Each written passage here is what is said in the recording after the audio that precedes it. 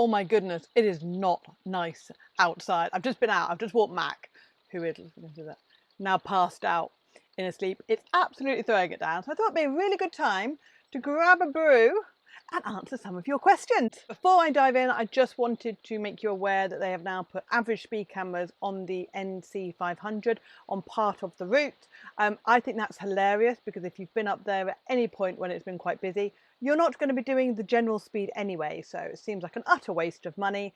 But if you are doing that route, especially if you're going on a motorcycle, you're going to need to make sure that you are obeying the speed limit in that area. Well, you should be obeying the speed limit anyway, but be aware that the cameras will be out in that area. If you're in something like a motorhome, you're probably not going to worry about it. But just wanted to make you aware that they were now a thing on the NC500.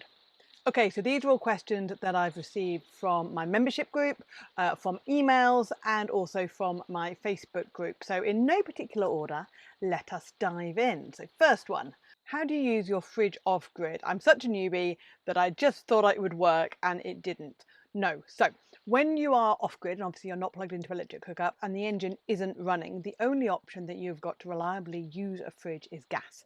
So most motorhomes or modern camper vans have what's called a three-way fridge, which means that it will run off the engine battery when the engine is running. It will then run off electric hookup when you're plugged into a site, or it will run off gas when neither of the other two things are happening. So obviously when you're staying off grid in an air or even at a campsite and you don't have electric hookup, you're going to need a gas option in order to reliably do that. So those are how you do it. If you don't have a fridge that's got those three options, I highly recommend exchanging it if you want to stay off grid a lot. Obviously, if you're going to stay on campsites with electric hookup, then it makes no odds. My dog has just grabbed my hand to insist that I give him a belly rub whilst I'm filming this. But we shall continue. I'm struggling to find out if I need the red and white hazard board for France. No, you don't. I highly recommend you do have it, because if you do have anything sticking out the back of your motorhome, whether that is bikes, for me like a back box, it's always worth alerting people that the vehicle is slightly longer than they might have seen, but it's only legally required at the moment in Spain and Italy. We're thinking of travelling to France this year in our 1999 Swift. I'm having trouble sorting the clean air sticker as I don't know how to find out what emissions category my van is. It's very old. How do I find out what category it is? So that's quite an old vehicle, and I think it's going to be too old. Basically, if you can't find the emissions category for your vehicle, you can either contact the manufacturers and they will be able to tell you if it's more modern. However, that is, what's that, 25 years old.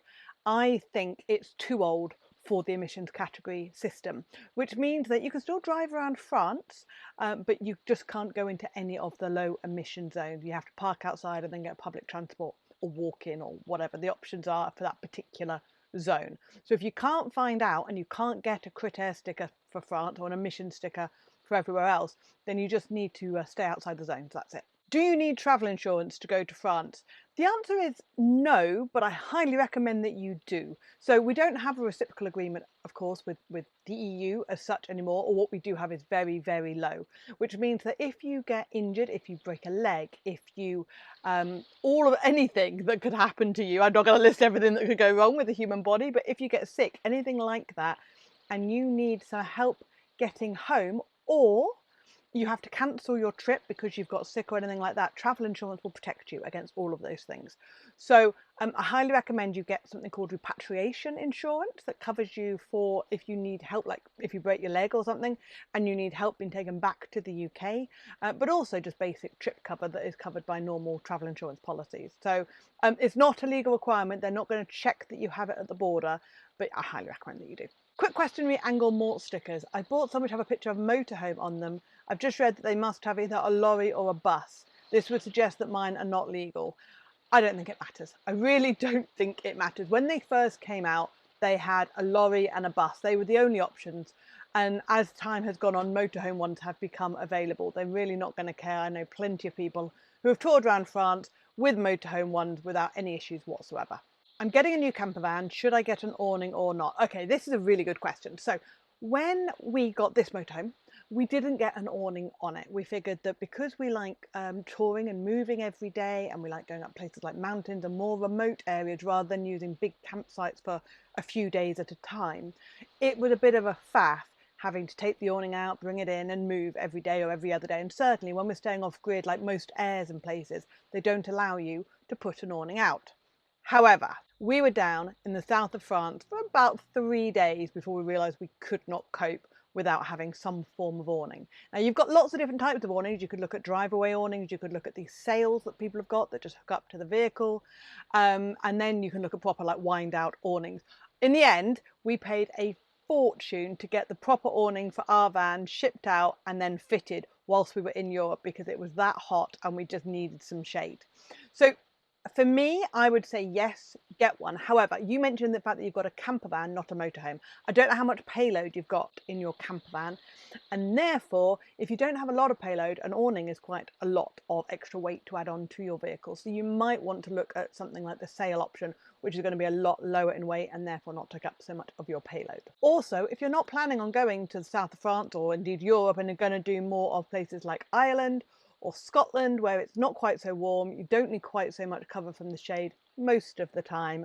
And also if you're planning on doing a lot of days, like day after day moving along, you might not find it as essential as we did. But like I say, we do that a lot, and even just staying in 2 or 3 nights in a campsite, it was really, really warm when we were down in the south of France, and subsequently I've used it all over the place on really nice hot weather days around Europe. So yeah, I think it's worth it.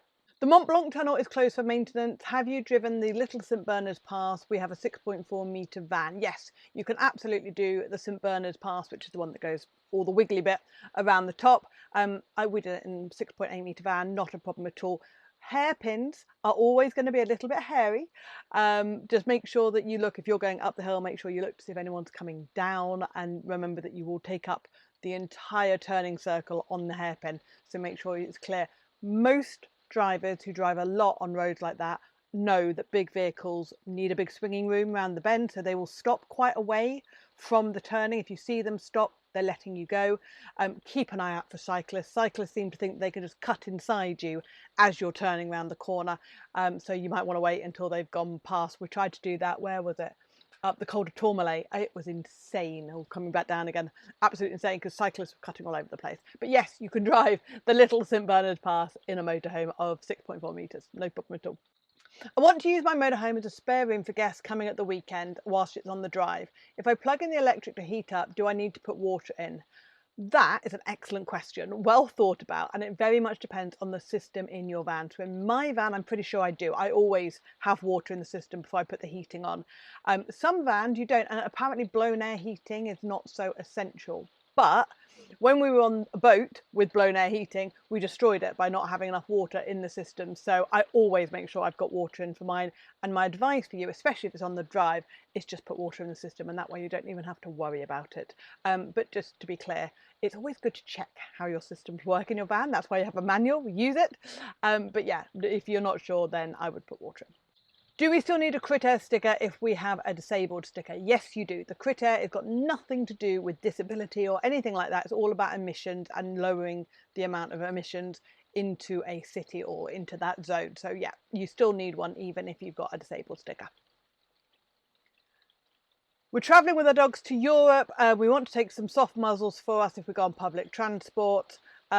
Will halty head collars fit the bill? No, they won't. So the head collar obviously goes around the head, but the whole point of the muzzle is to stop them biting anyone or another dog or anything like that. So you need a muzzle that will stop the biting. I have a cage one for Mac, which means that he can breathe through it. Be really, really careful about the ones that wrap around their snout, because it means they can't breathe properly, because obviously they have to open that to breathe. So that was the first initial fabric one that we got, and realised that he couldn't breathe properly. So now I've got one of those big cage ones, and especially if it's warm, they're going to want to pant and everything else and make sure they can open their jaw properly. So make sure you've got the proper size so that they can get enough oxygen into them. Is it much hassle to set your bed up and put it away every night, or do you use the drop down bed?